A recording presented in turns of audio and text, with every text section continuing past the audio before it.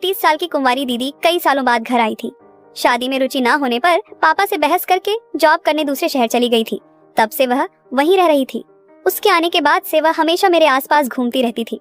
एक दिन जब मम्मी पापा घर पर नहीं थे, मैंने गलती से जीन्स की चैन को गलत जगह पर फंसा लिया। तब दीदी मेरी मदद के लिए आई, लेकिन उसके बाद उसका अजीब तरह से मुझे अनचाहे जगहों पर छूना शुरू हो गया। वह बोली, तुम अभी 17 साल के हो, फिर भी तुम्हारा यह इतना बड़ा है, तुम तो बहुत बड़े हो गए हो। ऐसा बड़बड़ाते हुए दीदी ने मेरा वह देखा और वही अपने मेरा नाम अमन है और मैं 10वीं कक्षा का छात्र हूँ। मेरी जिंदगी आम बच्चों जैसी नहीं थी, क्योंकि मेरे माता पिता दोनों नौकरी करते थे। घर में अक्सर ऐसा समय आता था जब मैं खुद को अकेला पाता था, खासकर दोपहर में स्कूल से लौटने के बाद। कई बार मैं सोचता था कि काश घर पर कोई होता जो मेरा इंतजार करे, मेरी देखभाल करे, लेकिन यह उम्मीदें पूरी होती नहीं दिखती थी, जब तक कि एक दिन मेरी दीदी हमारे घर नहीं आ गई। मेरी दीदी, जिनका नाम स्नेहा था, कई सालों बाद हमारे घर आई थी। उनकी उम्र 22 साल थी और अभी तक उनकी शादी नहीं हुई थी। दीदी का घर आना मेरे लिए किसी खुशखबरी से कम नहीं था। जब पापा ने बताया कि दीदी कुछ समय हमारे साथ रहेंगी, तो मैं खुशी से झूम उठा। आखिरकार कोई तो था जो मेरे साथ रहेगा, मेरी बातें सुनेगा और मुझ पर ध्यान देगा। घर में कदम रखते ही दीदी ने मुझे देखा और मुझे गले से लगा लिया। उन्होंने मुस्कुराते हुए कहा, अमन तो बहुत बड़ा हो गया है। उनकी आवाज में ऐसा अपनापन और प्यार था कि मुझे लगा जैसे मैं दुनिया का सबसे खुश इंसान हूँ। वह एक अलग ही एहसास था जिसे मैं शब्दों में बयान नहीं कर सकता। मेरे पापा ने दीदी को मेरे कमरे में रहने की व्यवस्था कर दी। पहले तो मुझे लगा कि शायद यह अजीब होगा, क्योंकि मैंने कभी किसी के साथ अपना कमरा साझा नहीं किया था। लेकिन दीदी के साथ कमरा शेयर करना मेरे लिए किसी रोमांचक सफर की तरह था। मैं खुशी खुशी अपने कमरे को उनके साथ बांटने के लिए तैयार हो गया। दीदी के आने के बाद मेरी जिंदगी में बहुत से बदलाव आए। जब मैं दोपहर में स्कूल से घर लौटता था, तो दीदी दरवाजे पर मेरा इंतजार करती थी। जैसे ही मैं अंदर आता, वह मेरे हाथ से स्कूल का बैग ले लेती और कहती, चलो पहले हाथ धो लो, फिर खाना खाओगे। उनकी यह छोटी छोटी बातें मुझे बहुत सुकून देती थी। दीदी मेरी छोटी छोटी जरूरतों का ख्याल रखती। खाने पीने से लेकर होमवर्क कराने तक सब कुछ उन्होंने संभाल लिया था। मैं अब 17 साल का हो गया था और 10वीं में पढ़ता था। दीदी को घर बुलाने का एक और अहम कारण था, करीब 1 महीने पहले मुझे थायराइड की बीमारी का पता चला था। इतनी कम उम्र में ही यह बीमारी मेरे लिए किसी बड़े झटके से कम नहीं थी। थायराइड की वजह से मुझे हर दिन एंटी थायराइड इंजेक्शन लेना पड़ता था। इंजेक्शन देने के लिए दोपहर में एक मेल नर्स घर आता था। जैसे नर्स होती हैं, वैसे ही मेल नर्स भी होते हैं। वह लड़का बहुत ही जिम्मेदारी से अपना काम करता था। वह रोज समय पर आता और मुझे इंजेक्शन देता। हालांकि यह सब मेरे लिए आसान नहीं था। इंजेक्शन की सुई चुभते ही मेरी आंखें भर आती, लेकिन मेरे पास इसे सहने के अलावा कोई चारा नहीं था। देखते ही देखते दीदी को घर आए कई दिन हो गए थे। उनके आने के बाद से मेरी पूरी जिंदगी बदल गई थी। मेरे स्कूल जाने से लेकर मेरी पढ़ाई तक की पूरी जिम्मेदारी दीदी ने अपने कंधों पर ले ली थी। सुबह वह मुझे समय पर उठाती और स्कूल के लिए तैयार कराती। जब मैं दोपहर को स्कूल से घर लौटता, तो वह दरवाजे पर मेरा इंतजार करती। मेरे हाथ से बैग लेकर प्यार से पूछती, कैसा रहा आज का दिन। उनकी यह बातें सुनकर मेरा दिल हल्का हो जाता था।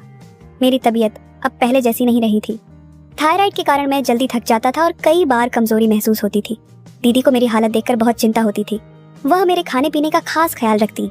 वह मेरे लिए घर पर पौष्टिक खाना बनाती और कहती, अमन तुझे जल्दी ठीक होना है, यह सब तेरी सेहत के लिए जरूरी है। जब मेल नर्स मुझे इंजेक्शन देने आता, तो दीदी मेरे पास बैठ जाती। वह मेरा हाथ पकड़ती और कहती, डर मत, बस थोड़ी देर की बात है। उनका साथ पाकर मुझे हिम्मत मिलती थी। दीदी को घर आए कई दिन हो गए थे। मेरे स्कूल जाने से लेकर मेरे पढ़ाई तक की पूरी जिम्मेदारी दीदी ही उठा रही थी। एक रात अचानक मेरी नींद खुल गई। मुझे समझ नहीं आया कि मैं अचानक क्यों जाग गया। कमरे में हल्का अंधेरा था, लेकिन मुझे अपने शरीर पर किसी का स्पर्श महसूस हुआ। वह हाथ मेरे शरीर पर धीरे धीरे घूम रहा था। पहले तो मुझे लगा कि यह गलती से हो रहा होगा, शायद नींद में दीदी का हाथ मुंह तक आ गया हो। लेकिन यह एहसास मुझे बेचैन करने लगा। मुझे किसी का इस तरह छूना बिल्कुल पसंद नहीं था। मैं कुछ देर चुपचाप लेटा रहा और ये सोचता रहा कि शायद मैं गलत समझ रहा हूँ। दीदी से यह गलती से हो रहा होगा। आखिर वह मेरी बड़ी बहन थी, जिन पर मैं भरोसा करता था। लेकिन अगले दिन जब मैं सो रहा था, फिर से वही हुआ। इस बार मैं पूरी तरह जाग गया था। दीदी का व्यवहार अब मुझे अजीब लगने लगा था। उनका यह स्पर्श पहले की तरह गलती नहीं लग रहा था। मैं अंदर से घबरा गया था। पहली बार मैंने दीदी को इस रूप में देखा था। ये वह दीदी नहीं थी जिन्हें मैं जानता था, जो मेरी देखभाल करती थी, जो मुझे पढ़ाई में मदद करती थी, जो मेरे लिए माँ की तरह थी। उनका यह अजीब व्यवहार मेरे लिए असहनीय था। मैंने उस रात कुछ नहीं कहा। मैं बस चुपचाप लेटा रहा, लेकिन मेरा दिमाग तेजी से चल रहा था। मैं सोच रहा था कि आखिर यह सब क्यों हो रहा है। क्या मैं कुछ गलत सोच रहा हूँ? क्या यह सब मेरी गलत फहमी है? अगले दिन फिर वही हुआ। लगातार 2 रातों तक दीदी के इस व्यवहार को सहने के बाद मैंने तय किया कि अब मैं चुप नहीं रहूंगा। यह बात मेरे लिए बहुत बड़ी थी। मैं दीदी का सामना करने की हिम्मत जुटाने लगा। मुझे समझ नहीं आ रहा था कि मैं उनसे कैसे बात करूं। मैं डर रहा था कि कहीं मेरे बोलने से घर का माहौल खराब न हो जाए, लेकिन मैं जानता था कि यह सही नहीं है। मुझे इस बारे में बात करनी ही होगी। अगले दिन जब मैं दोपहर में स्कूल से घर आया तो मेरे मन में रात की बात घूम रही थी। मैं बहुत बेचैन था। खाना खाते समय मैं खुद को रोक नहीं पाया और आखिरकार दीदी से सवाल कर ही लिया। मैंने कहा, दीदी, पिछले 2 दिन से रात को सोते समय तुम मेरे शरीर पर हाथ क्यों फेरती हो? क्या तुम्हें कोई बुरा सपना आता है? मेरे सवाल को सुनते ही दीदी का चेहरा अचानक बदल गया। उनके हाव भाव में एक अजीब सी घबराहट थी जिसे मैं साफ देख सकता था। ऐसा लग रहा था जैसे वह इस सवाल के लिए तैयार नहीं थी। कुछ पल के लिए कमरे में सन्नाटा छा गया। थोड़ी देर बाद दीदी ने जवाब दिया, शायद मुझे कुछ सपने आते होंगे। सपने में गलती से मेरा हाथ तुम्हारे शरीर पर आ गया होगा। उनकी आवाज में एक हल्की झिझक थी, लेकिन उनका जवाब सुनकर मैं थोड़ा शांत हो गया। मुझे लगा कि शायद मैं ही कुछ ज्यादा सोच रहा हूँ। आखिर दीदी मेरी बड़ी बहन थी जो मेरी देखभाल के लिए यहाँ आई थी। मैंने उनकी बातों पर विश्वास कर लिया और सोचा कि यह सब सच में सपनों की वजह से हो रहा होगा, लेकिन इसके पीछे की सच्चाई कुछ और ही थी। उनके बदले हुए हाव भाव और झिझक भरे जवाब ने मेरे मन में कहीं न कहीं एक सवाल छोड़ दिया था। मैं इसे भले ही नजरअंदाज करने की कोशिश कर रहा था, लेकिन मेरे अंदर का डर और शक पूरी तरह खत्म नहीं हुआ था। उस दिन के बाद मैं दीदी के व्यवहार पर ज्यादा ध्यान देने लगा। मुझे उनके कुछ और बर्ताव अजीब लगने लगे। अब मैं खुद को असहज महसूस करने लगा था। उसी रात सोने के कुछ समय बाद ही मेरी नींद खुल गई। सोने से पहले मैंने प्यास लगने के कारण 2 गिलास पानी पिया था और इसी कारण मेरी आधी रात में ही नींद टूट गई थी। मैं उठा और देखा कि दीदी मेरे पास नहीं थी। मुझे लगा कि वह बाथरूम में होगी, लेकिन वह कमरे के बाथरूम में भी नहीं थी। तब मैंने उठकर दीदी को ढूंढने की सोचा। फिर मैं कमरे से बाहर निकल चारों ओर नजर दौड़ाया। तब दीदी मुझे मम्मी पापा के कमरे के बाहर दिखी। वह मम्मी पापा के कमरे में झांक रही थी। वह वहाँ क्यों झांक रही थी, ये मुझे भी समझ में नहीं आ रहा था।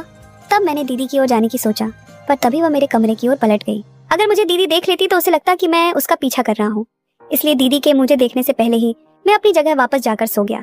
कुछ ही देर में दीदी भी कमरे में आई। आते ही वह अपनी जगह सो गई और उसका वही अजीब व्यवहार फिर से शुरू हो गया। वह फिर से मेरे शरीर पर हाथ फेरने लगी।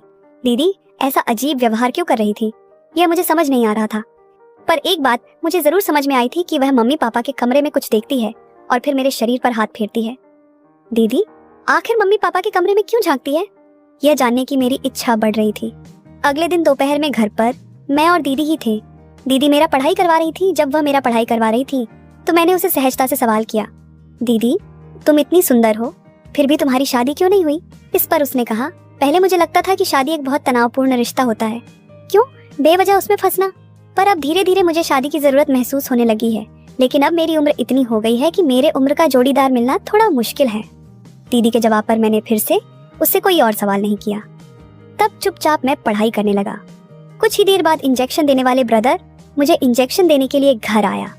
इंजेक्शन लेने के बाद मैं थोड़ी देर के लिए सो गया। जब मैं सोकर उठा तो उठते ही मुझे तेज भूख लग गई थी। मुझे मैगी खाने की डाह हो रही थी, इसलिए मैंने दीदी से मेरे लिए मैगी बनाने को कहा। उस समय दीदी मम्मी के कमरे में थी। जब मैं उस कमरे के पास गया तो मुझे दीदी वहाँ कुछ अलग ही रूप में दिखी। अभी अभी नहाकर बाहर आई थी। वह खुद को शीशे में ऐसे निहार रही थी जैसे वह 18 साल की लड़की हो। दीदी का खुद को निहारना अब कब खत्म होगा, इसकी प्रतीक्षा करते हुए मैं कमरे के बाहर खड़ा था, लेकिन वह तो खुद को हीरोइन समझकर और भी अदा बिखेर रही थी।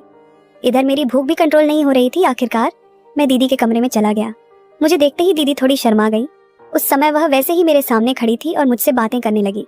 दीदी उस वक्त नहाने का गाउन पहने हुए थी। मुझे देखते ही उसने कहा, उठ गए अमन तुम? अच्छा अब आ ही गए हो तो बताओ मैं कैसी लग रही हूँ? मुझे भूख लगी थी इसलिए मैं वहाँ गया था, लेकिन दीदी तो मेरे मुंह से अपनी तारीफ सुनने में व्यस्त हो गई थी।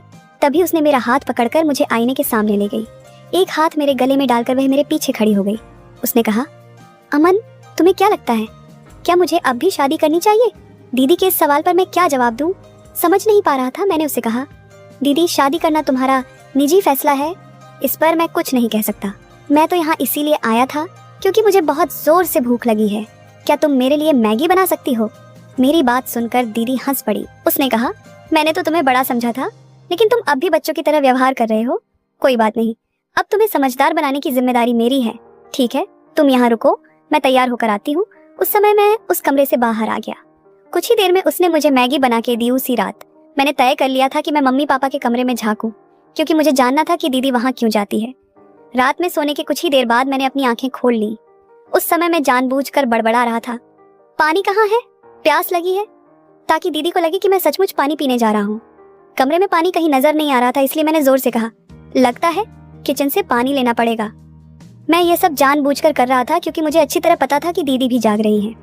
मैं उनकी हरकतों को समझना चाहता था और देखना चाहता था कि उनके दिमाग में क्या चल रहा है। मैं कमरे से बाहर निकला, लेकिन किचन की ओर जाने के बजाय मैं मम्मी पापा के कमरे की ओर बढ़ गया। उनका दरवाजा थोड़ा खुला हुआ था। जब मैंने अंदर झांका तो मैंने देखा कि मम्मी और पापा एक दूसरे के साथ बैठे हुए थे। पापा ने मम्मी को प्यार से पास में खींच लिया था। वह दृश्य देखकर मेरे दिमाग में कुछ बातें साफ हो गई। मुझे जो समझना था वह मैं समझ चुका था। मैं उस वक्त कुछ भी महसूस नहीं कर पा रहा था। मेरे अंदर कई सवाल और डर उठने लगे थे। मैं चुपचाप अपने कमरे में वापस आ गया। मैंने देखा कि दीदी उसी जगह लेटी हुई थी और ऐसा लग रहा था जैसे वह गहरी नींद में हो, लेकिन मैं जानता था कि वह जाग रही थी। उनके मन में कुछ और ही चल रहा था और अब मुझे यकीन हो गया था कि उनके व्यवहार के पीछे कोई वजह है जिसे मैं समझ नहीं पा रहा था। अब मुझे उनसे अकेले में बात करनी थी। मैंने तय किया कि मैं जल्द से जल्द दीदी से इस बारे में सवाल करूंगा। मैं अब और चुप नहीं रह सकता था। यह सब मुझे अंदर से परेशान कर रहा था। उस रात मैं बहुत देर तक सो नहीं पाया। मेरे दिमाग में बस वही बातें घूम रही थी, दीदी का अजीब व्यवहार, मम्मी पापा का वह दृश्य और मेरे मन में उठते सवाल। मुझे लग रहा था जैसे मैं किसी उलझन में फंस गया हूँ, जहाँ से निकलना मेरे लिए बहुत जरूरी था। देखते देखते 3 दिन बीत गए। मेरी गर्मी की छुट्टियां शुरू होने वाली थी। मम्मी पापा ने कहीं बाहर जाने का प्लान बनाया था, लेकिन यह प्लान उन्होंने सिर्फ अपने लिए ही बनाया था। मम्मी पापा का कहना था कि मेरे सामने 10वीं का एग्जाम है, इसलिए छुट्टियों का इस्तेमाल मुझे अपने सिलेबस की तैयारी के लिए करना चाहिए। मैंने उन्हें समझाने की कोशिश की कि मैं भी उनके साथ जाना चाहता हूँ, लेकिन उनका फैसला पक्का था। उन्होंने कहा, अमन, यह वक्त तुम्हारे लिए बहुत जरूरी है, तुम्हें पढ़ाई पर ध्यान देना चाहिए। आखिरकार 3 दिन बाद जब मेरी छुट्टियां शुरू हुई, तब मम्मी पापा अपनी ट्रिप पर निकल गए। उनके जाने के बाद घर में मैं और दीदी अकेले रह गए। मुझे पता था कि दीदी भी घर पर अकेले होने के कारण थोड़ा उदास होंगी। मैं उनके पास जाकर बैठा और हंसते हुए कहा, दीदी, अब तो तुम्हें भी शादी करनी